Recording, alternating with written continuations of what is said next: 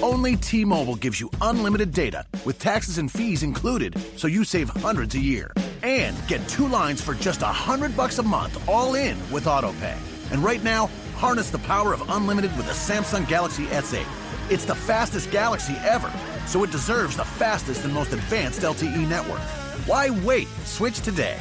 Only at T-Mobile.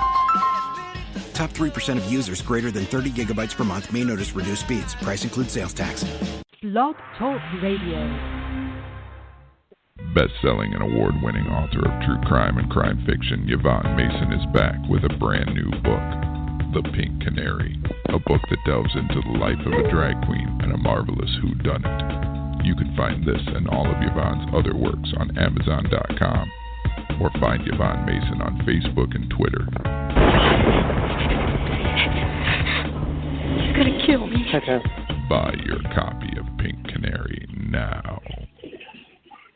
Well, good evening, ladies and gentlemen. Yes, it's Monday night, and no, I normally don't have a show on Monday night, but because of my sweet, sweet friend who I absolutely adore, we made an exception, as always, for him. This is Off the Chain. I am your host, Yvonne Mason, and that was a piece of shameless promotion. And it's my book, The Pink Canary. If you love drag queens, Key West, murder, and mayhem, go get that book because you will laugh till you cry. It is one funny book. My friend Chris Dunham is my voiceover man, and he did that for me. And if you need some good ads done, go look on my page and look up Christopher Dunham and contact him, and he will take really good care of you. As with all things Off the Chain, I did my numbers because y'all all know I'm a numbers person, and I'm so excited about this show. We started this show last July the 27th.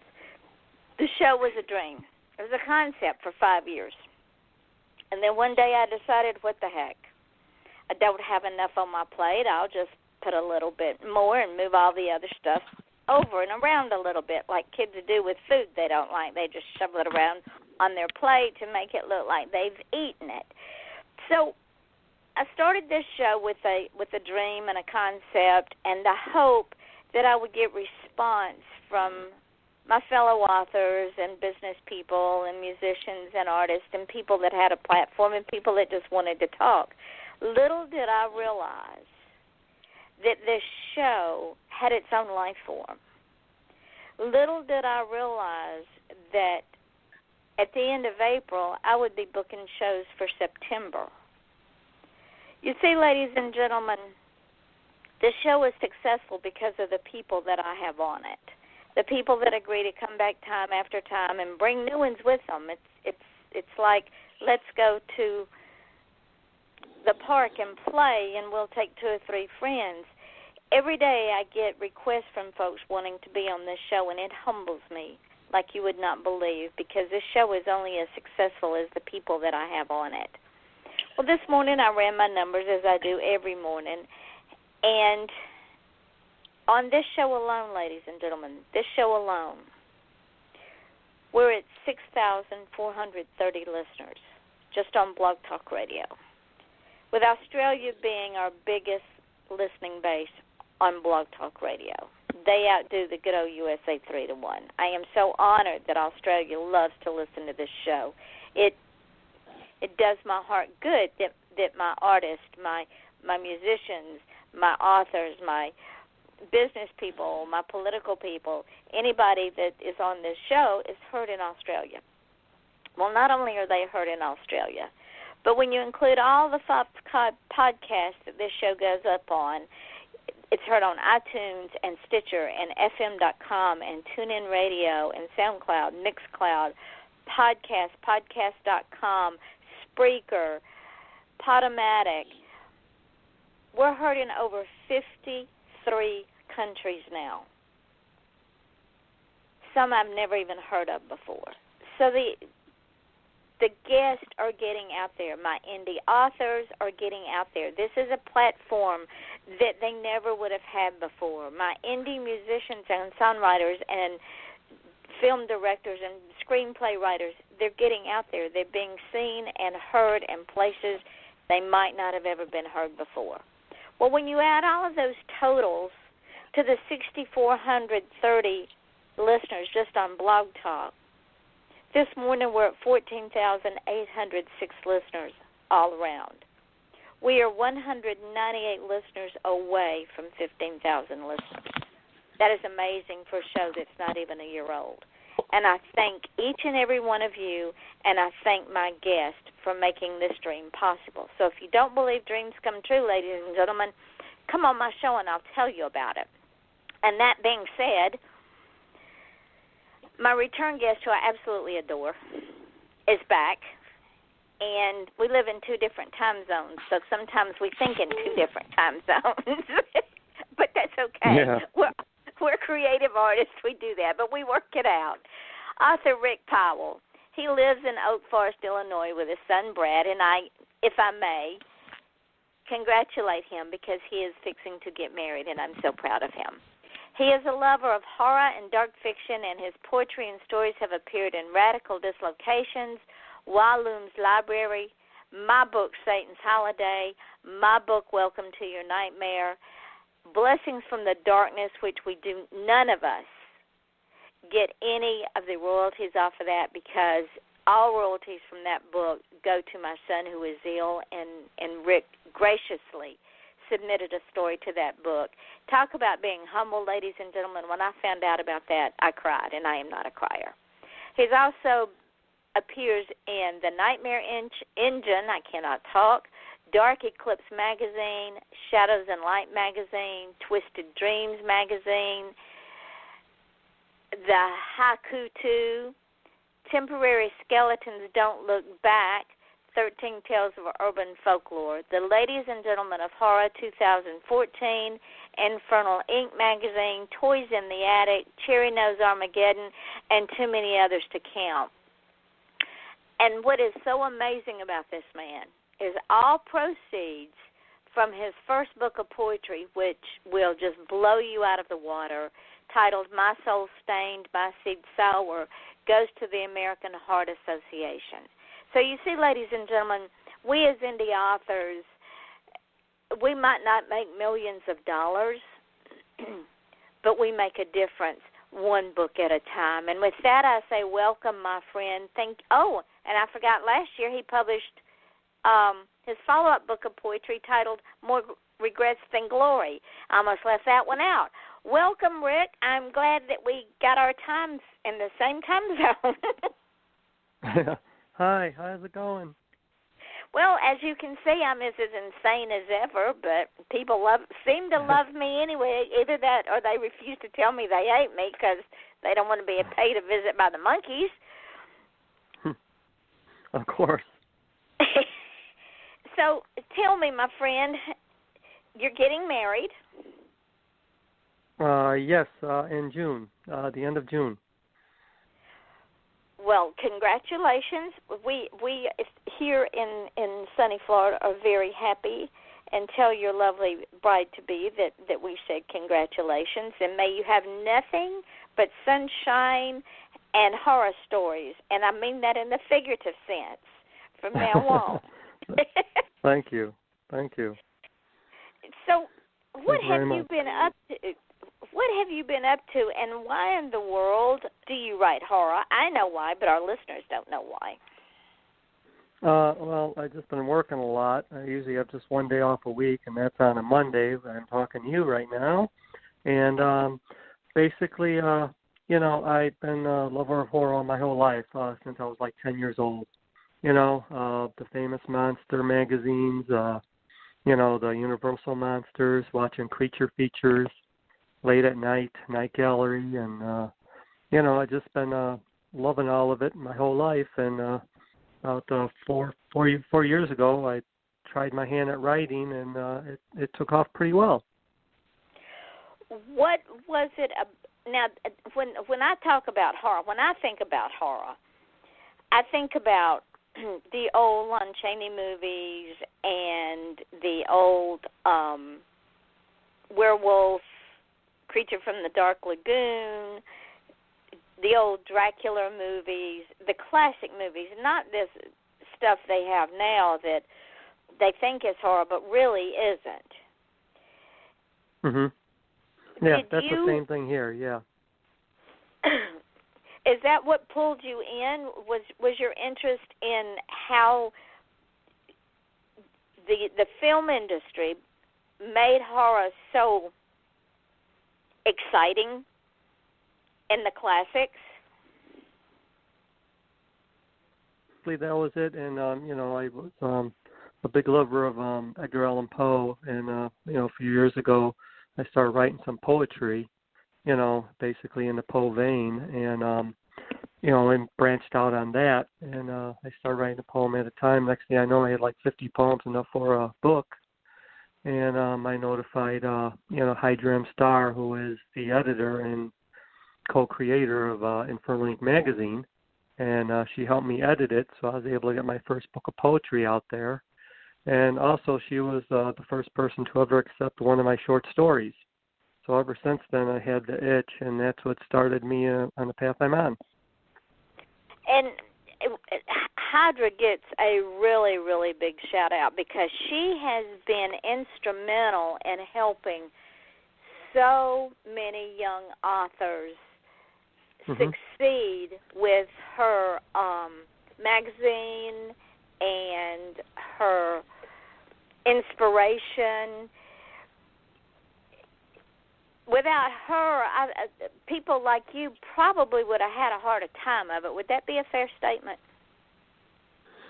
Yeah, because she was detrimental to me getting it out there and starting up, and she basically introduced me to you and Jennifer Miller, who is the brainchild of the Ladies and Gentlemen of Horror, and everything. We just created our own network, and it just took off one way to the other, and we just started, forming our own friendship and own group, and it just branched off from there.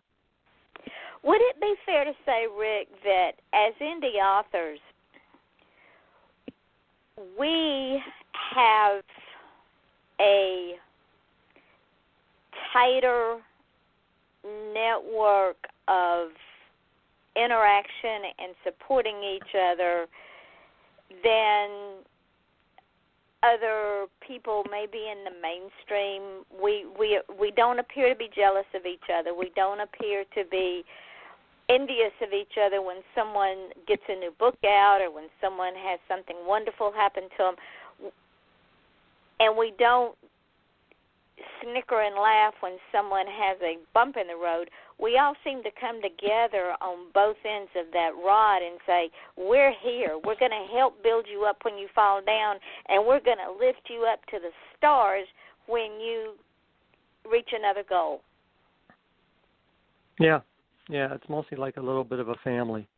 So it's like, I'm sure there are times with Hydra and other people that, when I do screw up, they kick me in the ass, and sometimes I deserve it when it comes to my writing, and we're honest with each other, and we know that, of course, making good book sales is a great thing, but mostly I speak probably for myself, and I'm probably for a few others that I just write for the sheer love of it, and I just want to put something out there to the genre and all the horror writers that gave a lot to me all through my years.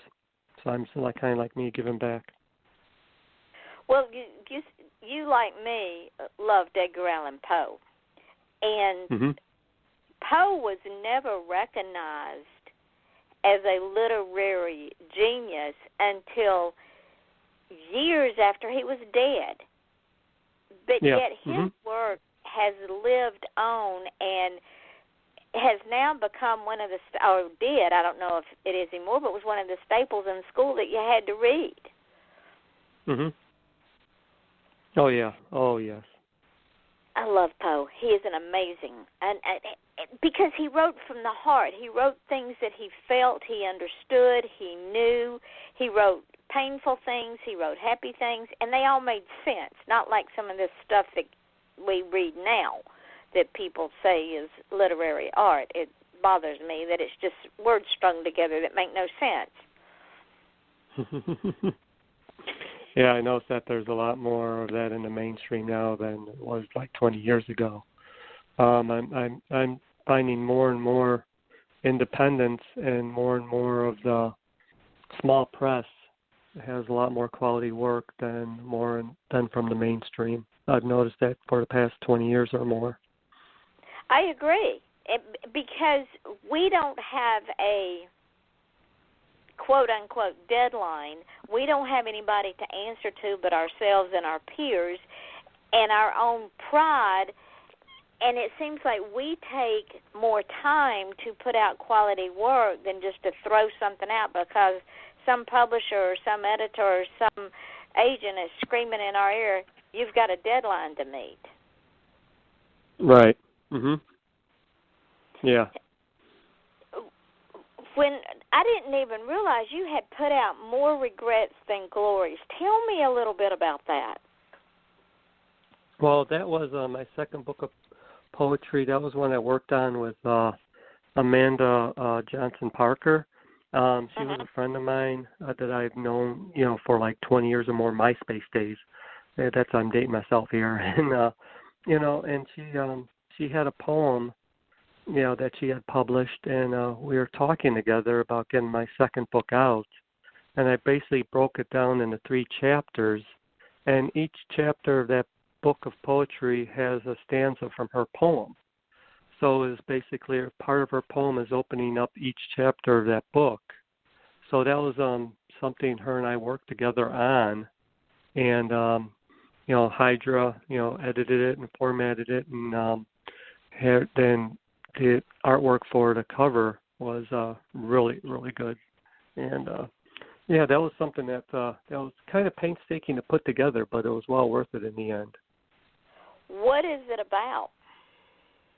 Well, it's basically some dark poetry like my first volume, but this one's going more towards the horror than it is more, with just kind of like more visceral than it was than my first volume. So, and you could even tell by the cover by that Keelan Patrick Burke made.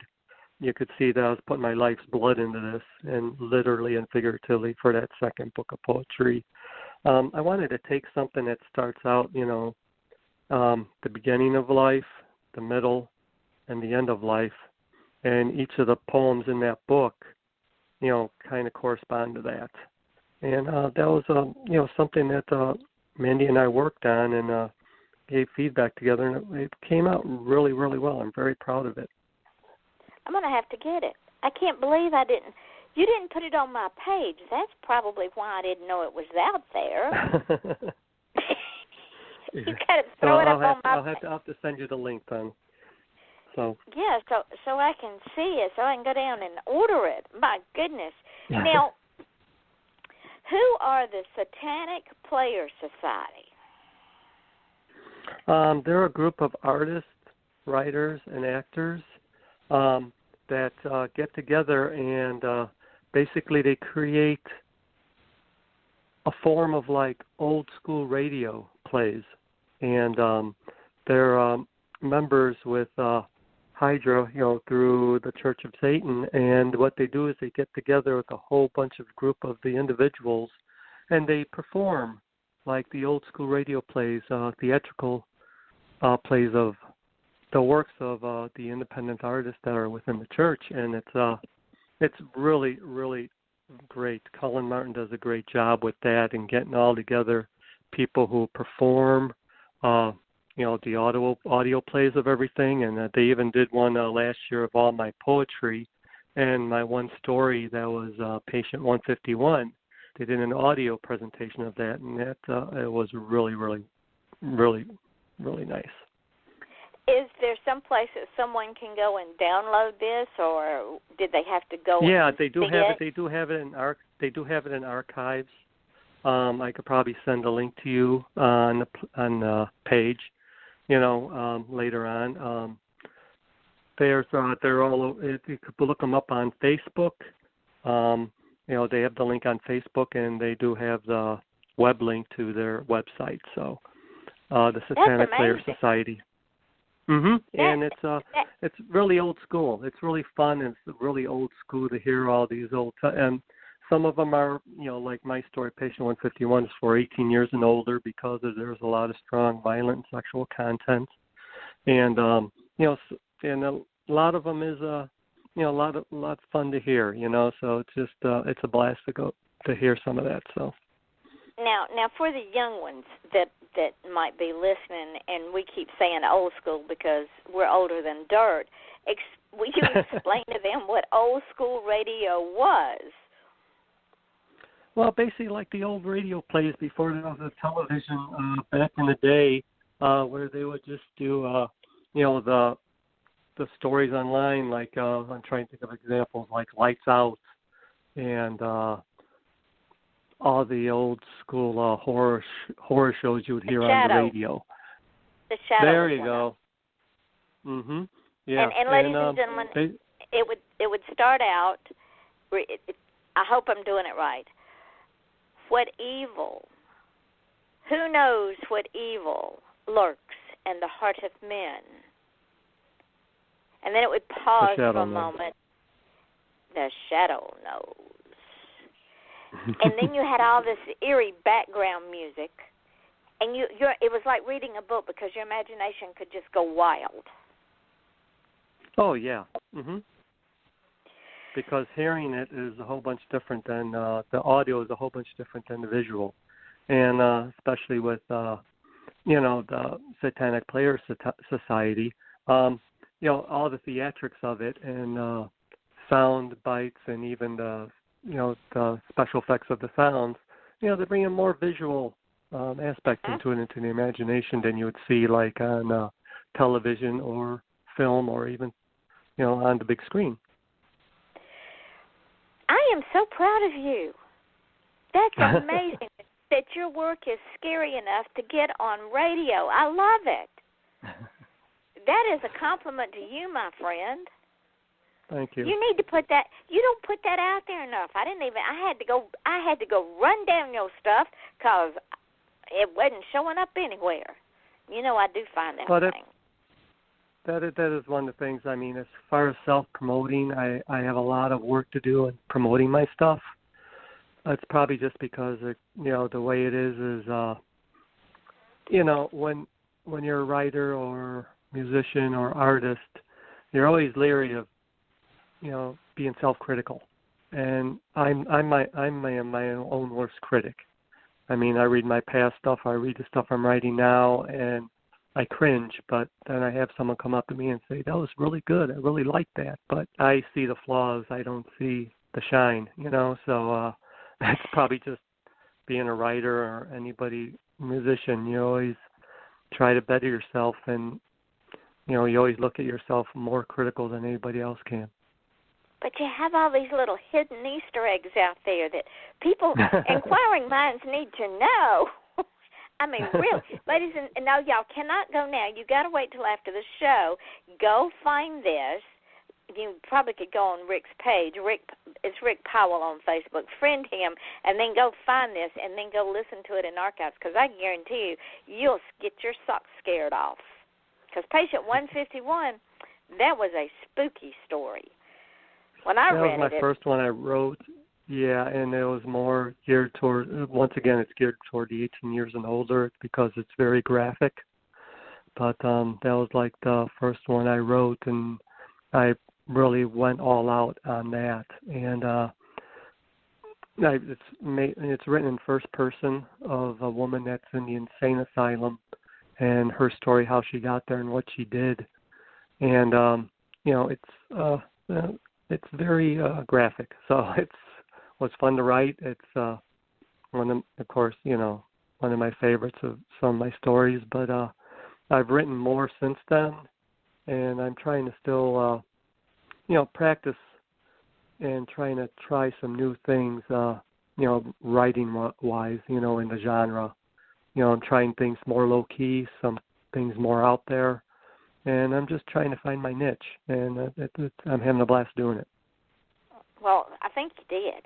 I mean, what is the United Nations of Horror that you were involved in? Okay, that's a group on Facebook. What it is they're a group that is a lover of horror, and they have a podcast they put out different podcasts on everything. They put out podcasts, like for the X-Files, and they put out podcasts for horror films. And the one I'm involved in is Vampires in Literature. And I became friends with a few of them on there, and they read my stuff, and they said they would like for me to be on their podcast. And they're talking about, different, vampires in literature. We just, the first one we did, we talked about the original vampire by John Polidori called The Vampire, which was predated Bram Stoker's Dracula by almost 20 years. This was the first vampire story, basically, ever. And this is basically a story that influenced Bram Stoker to write Dracula. Then we did another one of lesbian vampires in literature where we talked about Carmilla, the story Carmilla, and all the movies that were influenced by it. So that was my first time involved in a podcast, as basically part of the group, and that was a blast to do. So, and we're going to be doing another one sometime in the future about Bram Stoker's Dracula. It's going to be a long one, over 2 hours long. So, wow. And about all the movies that were influenced by him, the old Hammer films, of course, the Universal films with Bela Lugosi, and that's going to be an in-depth one. It's going to be a blast. So, well, yeah, now, and you're going to have to promote this so folks can go listen.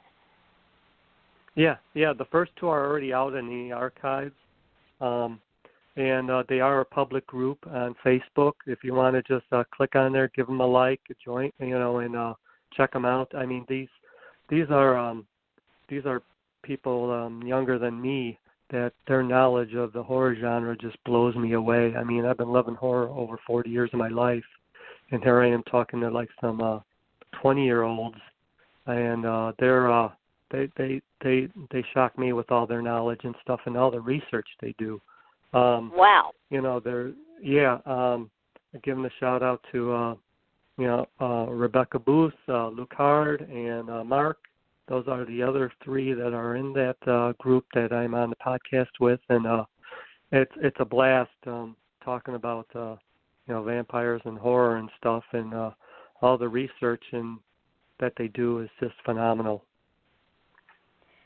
And there is a lot out there that I didn't realize how much there was out there until I started researching for a trilogy I'm working on. And vampires go way, way back. I mean, even further than Valid the Impaler, but they didn't know what they were until Valid. Mm-hmm. I am amazed. See, I learn something new about you every day. You have to let me know when that one comes up so I can listen in. Yeah, I do. The other two are in the archives. They were put up. One was put up a month ago, and the other one was put up back in December. And they're in the archives in the United Nations Horror. They're on Facebook. They're on Twitter.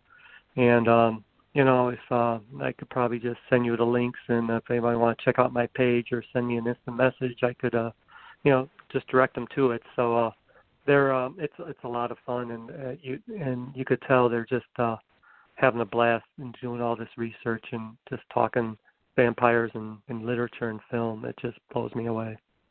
Do you find that by being involved in these podcasts like that it has helped you hone your craft even more? Oh yeah, of course, because they even told me when they did an interview for me for the authors segment of it. They told me how my writing and how I write from a perspective, and what influenced me. That basically helps me get more ideas and get more feedback. So especially with the research I have to do it. Like for the United Nations of Horror for the Vampires in Literature, that's helped my research from when I write. Fantastic. Now let's talk about a little bit about Ladies and Gentlemen of Horror, because you're going to be in there again, correct? Yes, I was in there 2 years ago. I was in the Ladies and Gentlemen of Horror 2015. Jennifer Miller, that's her brainchild. What she does is she gets a whole bunch of independent authors together, and they get into one volume of horror stories, men and women, and all the proceeds from this book goes right to the American Cancer Society. We don't get any profits. 100% of the profits go right to that. And that's an amazing project that she has going on. And one thing that we do is we get together and we do each other's biography for the book itself. So basically we interview, we're paired up to interview each other for our own segment in that book, and that's fun and grueling at the same time, because one thing that's the hardest for me to write is a biography on myself. I can't, trying to write your own biography is just a pain in the butt. I stand there and I have a blank page, so. You have to think in third person. You have to take yourself out of the equation and think, now, if I were not me, how would I interview me? Yeah, that's the hardest thing to do. So. But yeah. See, when you have multiple personalities, it's not hard to do it all. Oh yeah. Mhm. Yeah. So we're not a writer because we're sane. No. That's true. No, Rick, I think we're sane. I think we are totally sane. I think it's the rest of the world that's got the problem. There you go. But then when one defines normal, what is normal for us as compared to what is normal for the spider becomes chaos for those people out there as it becomes chaos for the fly. Yeah, no, normal is only a setting on a washing machine. That's it. There you go. Yep, exactly. So I feel like that you and I and all of the rest of us in this indie world are normal. We understand the voices in our heads. It's the other people that have the problem. Yeah. Now, you have put out this beautiful, beautiful, beautiful book. Ladies and gentlemen, this is his new book. It's called A Vault of Whispers. And cover alone will give you shivers. And no, y'all cannot go and look at it and order it right now because you have to listen to me and to Rick. But what he put in his forward, and if I may be so bold, my friend, I would like to read your forward because it's a powerful, powerful forward. And it tells about you, the author, and why you do what you do, and why you named the book what you named it. So, ladies and gentlemen, please indulge me. This is the forward to A Vault of Whispers. And Rick says, when I was a kid growing up, I remember reading at my kitchen table while I was eating cereal before I went to school from a scholastic book called Strangely Enough. It was one of those books that had 2 to 3 page stories about ghosts, strange disappearances, and outer-worldly occurrences that would fit nicely among Ripley's Believe It or Not.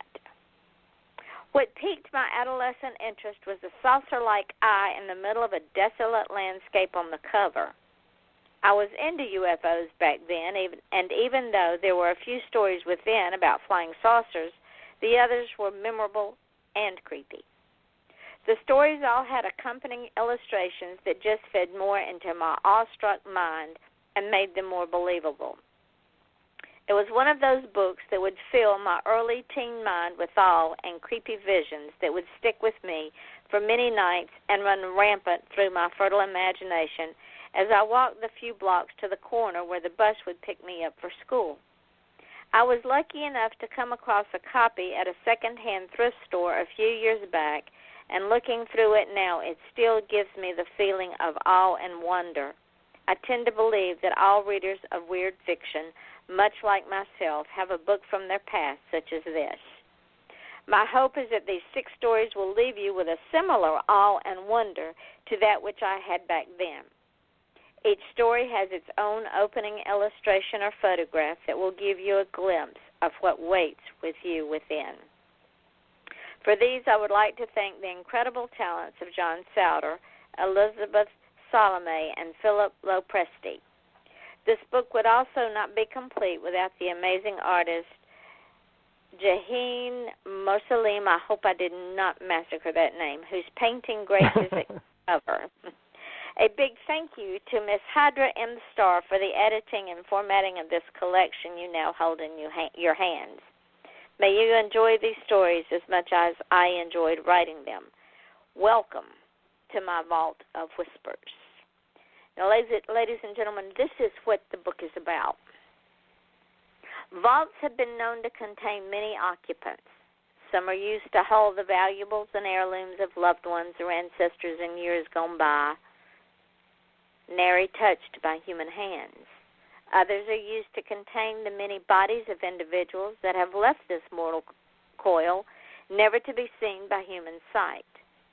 The one thing that the aged treasures or trinkets or the desiccated flesh of the corpse have in common are one thing. Eternally holding their secrets, every once in a while those vaults give a hint to what lies within. Listen closely to what they say.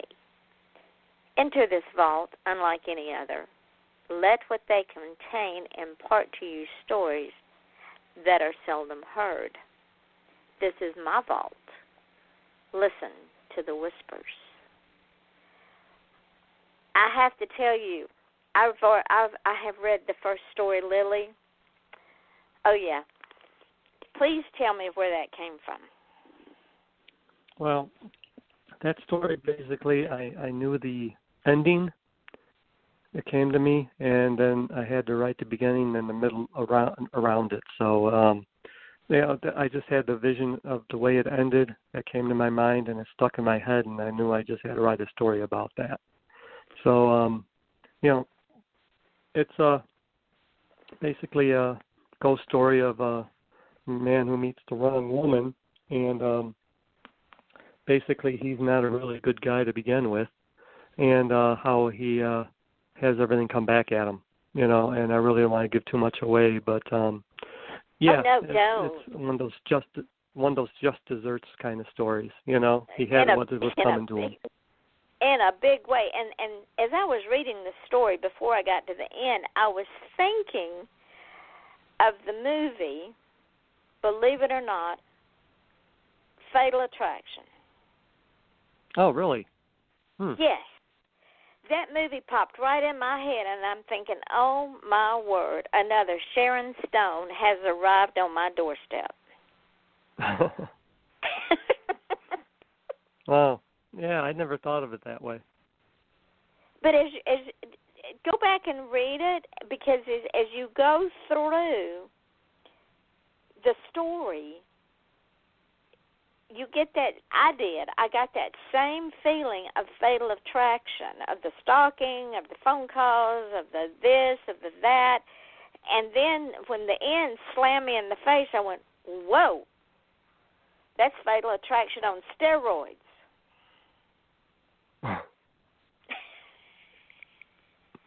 Wow. Well, thank you. I really. Good. Thank you. Don't be critical of yourself, my friend, because that was one page turner. I'm going to tell you. A big page turner. Now the other 5 I haven't gotten to yet, but let's just give the audience a little taste. Blood type.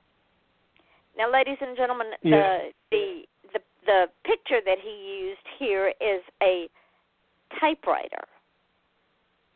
Mhm. Yeah, that one's about a haunted typewriter. The story takes place in the 1970s in Austin, Texas.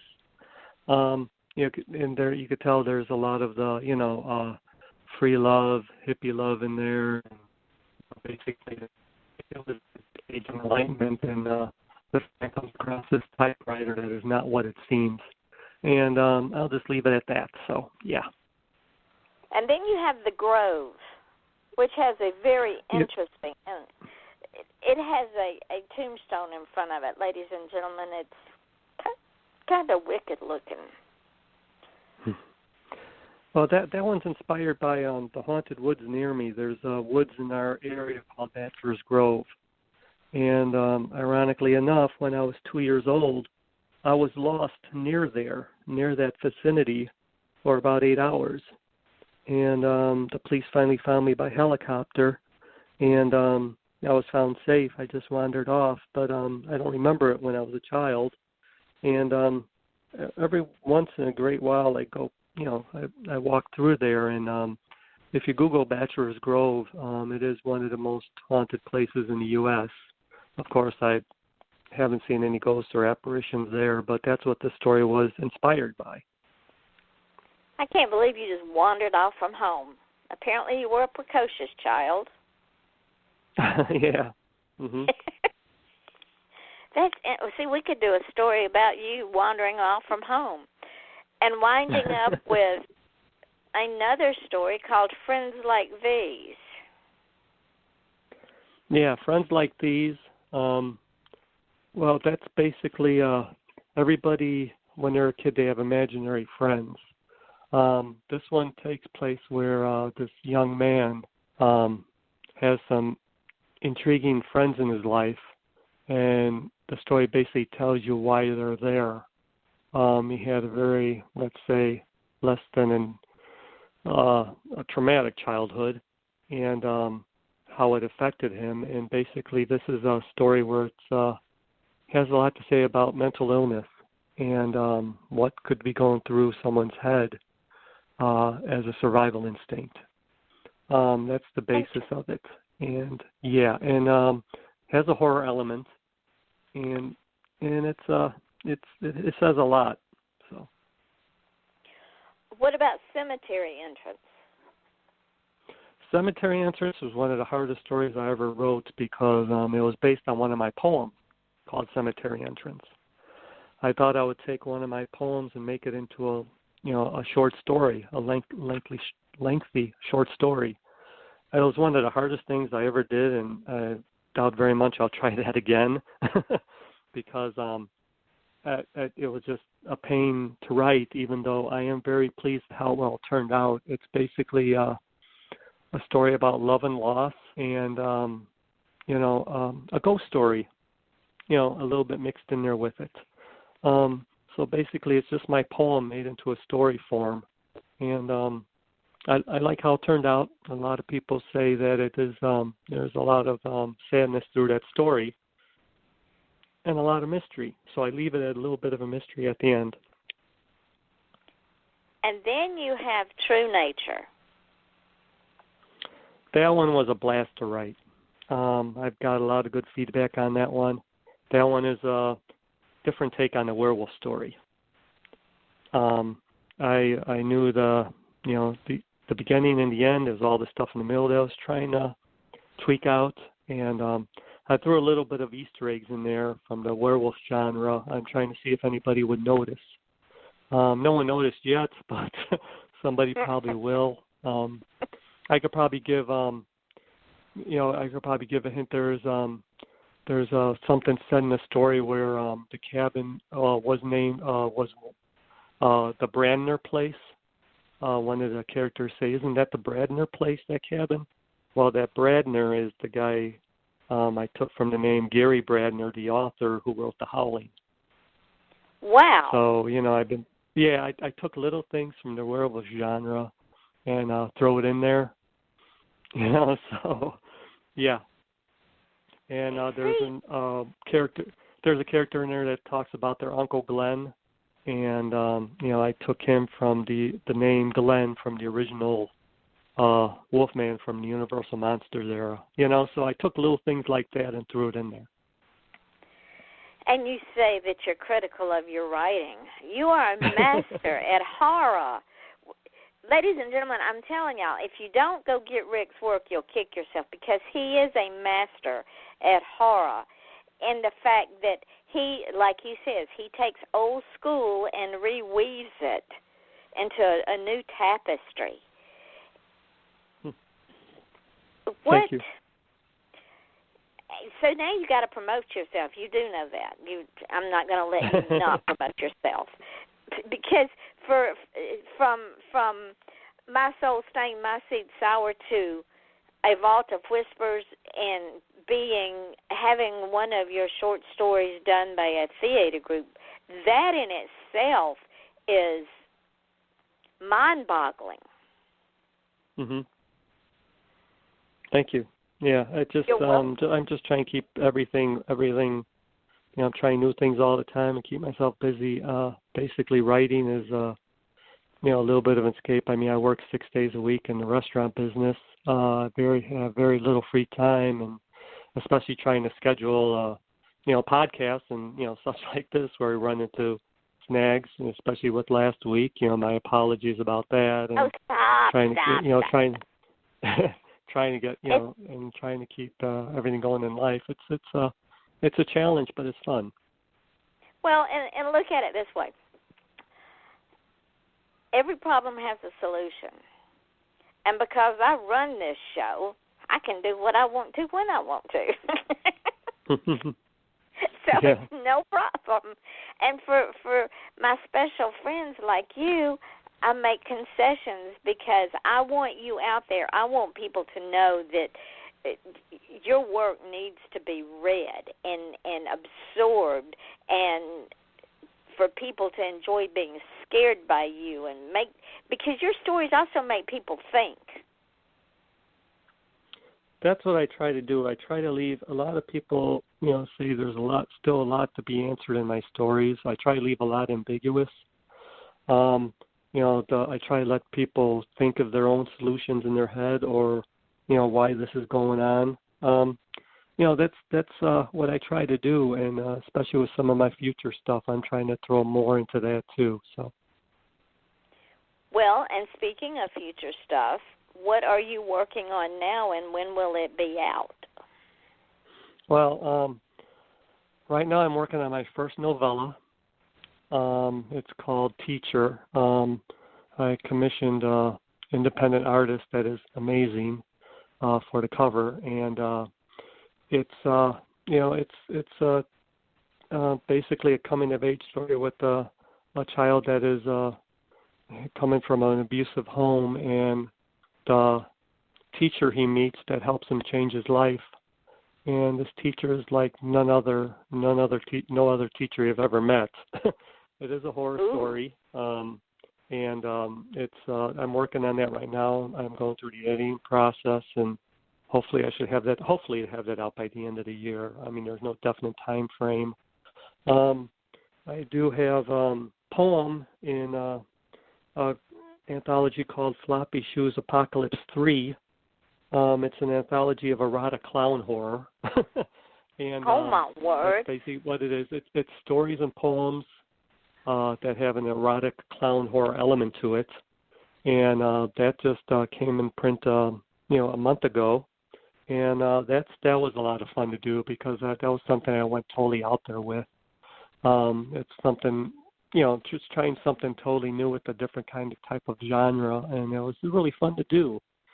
And of course, I'm in the Ladies and Gentlemen of Horror this year. That should be out around Halloween.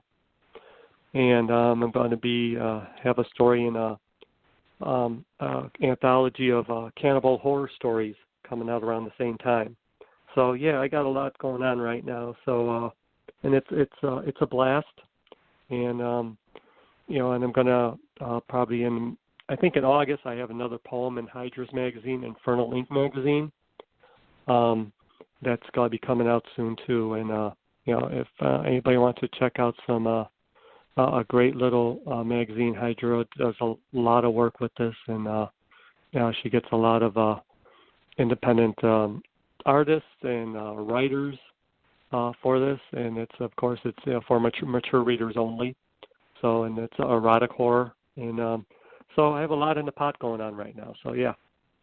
And ladies and gentlemen, this is a man that works 6 days a week in the restaurant business. It's not an 8 to 5 job, and he has one day.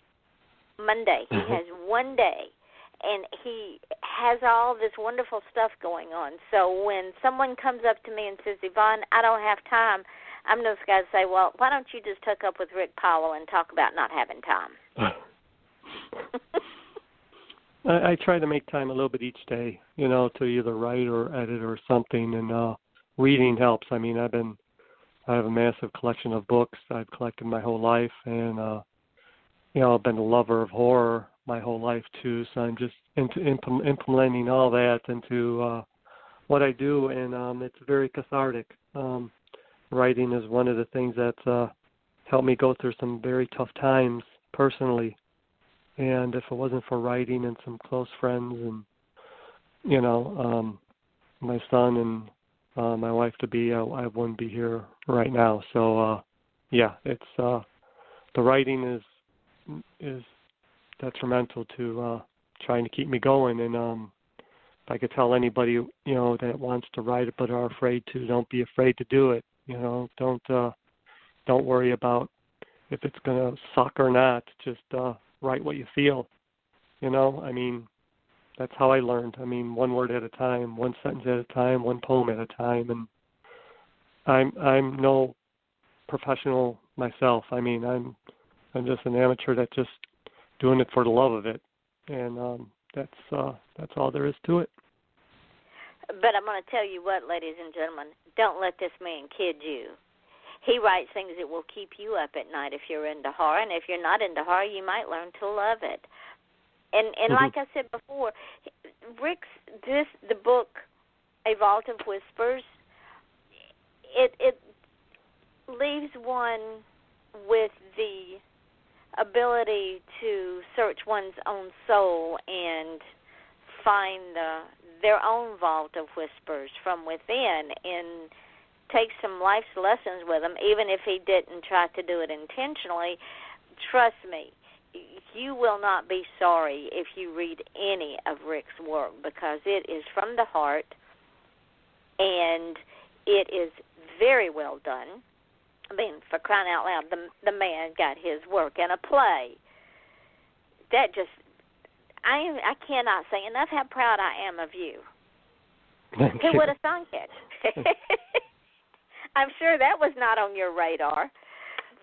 No, that just totally came out of the blue when they asked me to do it. I said sure, and hearing your work through audio, and also I had a couple of my poems read from a friend of mine, Mary Guinevere Fortier Schultz, and she read a couple of my poems that are on YouTube right now, and I'm with her in the anthology Floppy Shoes Apocalypse, and she's been a good friend of mine for years. And just hearing your poetry read, it's an amazing too. So can't say enough, thanks to her for doing that, because those are a couple of my favorite poems that she read. Ladies and gentlemen, go to YouTube. I'm check sorry, out what? Rick's poetry. Yeah, it's on YouTube. Yeah. See, that's another avenue for you guys to go and check this author out, because he is amazing. And would you believe, Rick, that our hour is almost up? Yep, it went by quick. It always does. So if you release your new novella and some of the other stuff you're getting ready to release towards the end of the year, I want you to come back, because we could talk all things horror. We could talk about vampires for an hour and still not cover it. Oh, yeah. I mean, once you get me talking about horror films and books and stuff, I can't shut up. So well, and that's okay, too. Yeah. We'll give the audience some education on old school horror and why it was such a interesting and classic movie that the Bela Lugosi and Lon Chaney put out. You just don't get it anymore like that. Mm-hmm. It is making a comeback through independence, though. I see a lot of independent producers, filmmakers, and even the group I'm in with United Nation of Horror. Those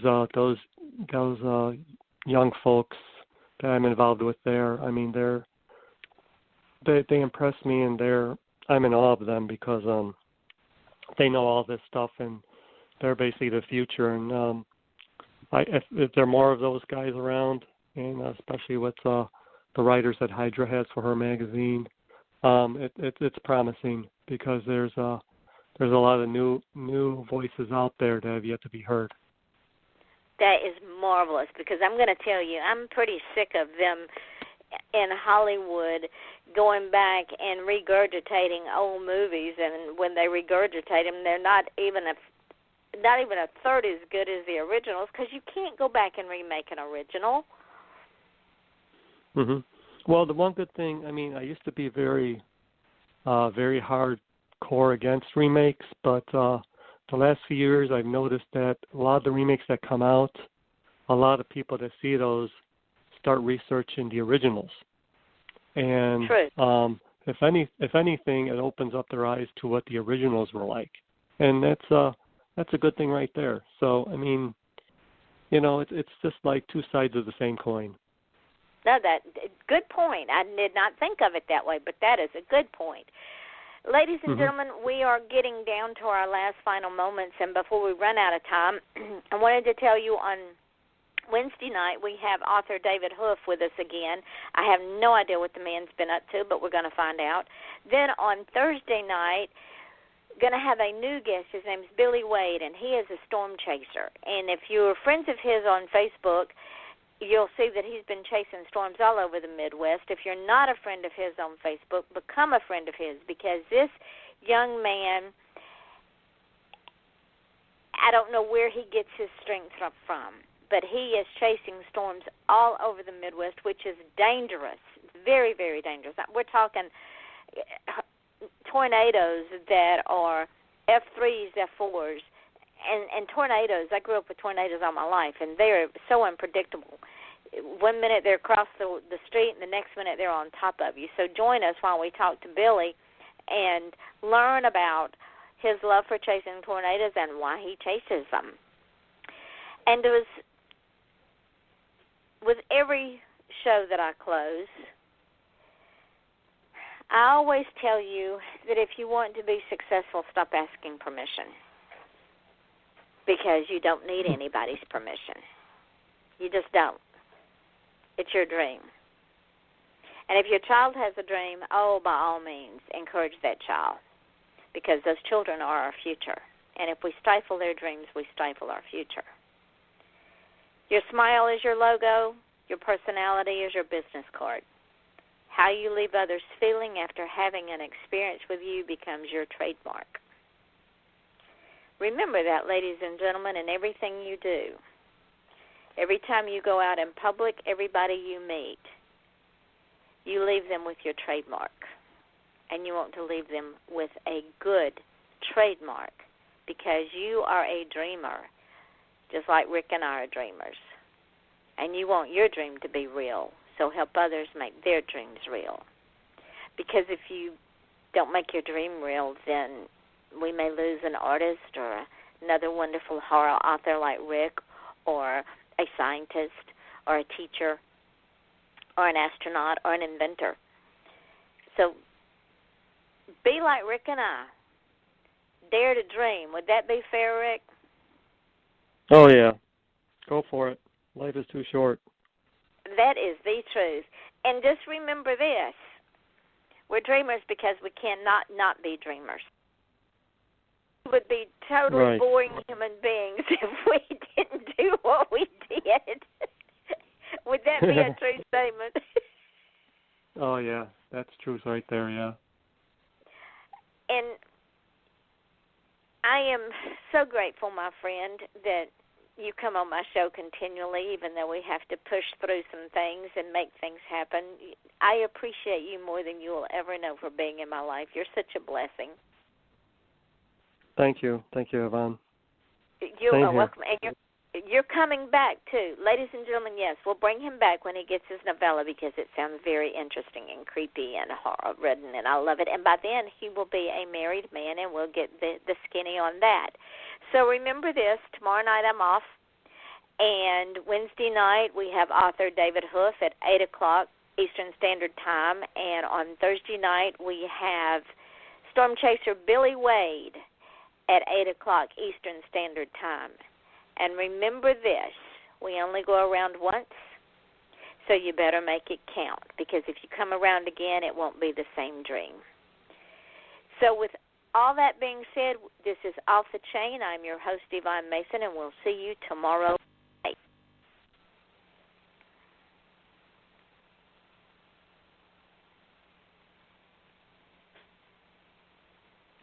All right, we're off the air, but, and of course, everything we say will go in archives, but I wanted to let you know as soon as this goes up, I'm going to tag you in it. So start promoting it. And then tomorrow I will put up all the podcasts and tag you in it and put those on your website and send them over to your United Nations of Horror so that we know we pimped them, and send them over to the Satanic Players so they know that they also got some kudos, and anybody else so they that know they got kudos for tonight's show. And start pimping yourself, my friend. You write Got good. it, I will. You do good work. Don't Thank make me send the monkeys after you. I won't. I don't want those after me. Thank you for being my friend. You are such a blessing. I appreciate you so much. And thank you for continually coming on this show, even though you only get one day off a week.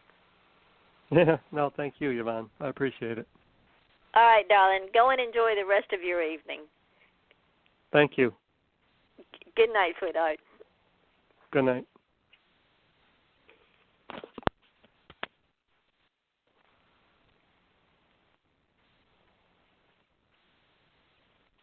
And now, insurance-minded speeches from Geico.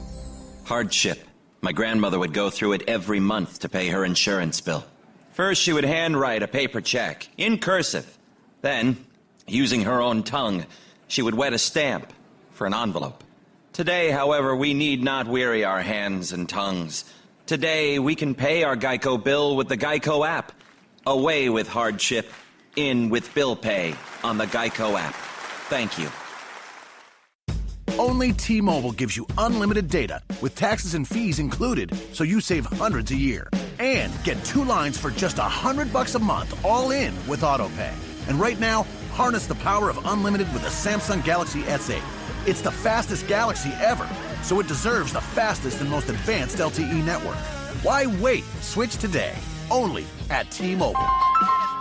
Top 3% of users greater than 30 gigabytes per month may notice reduced speeds. Price includes sales tax.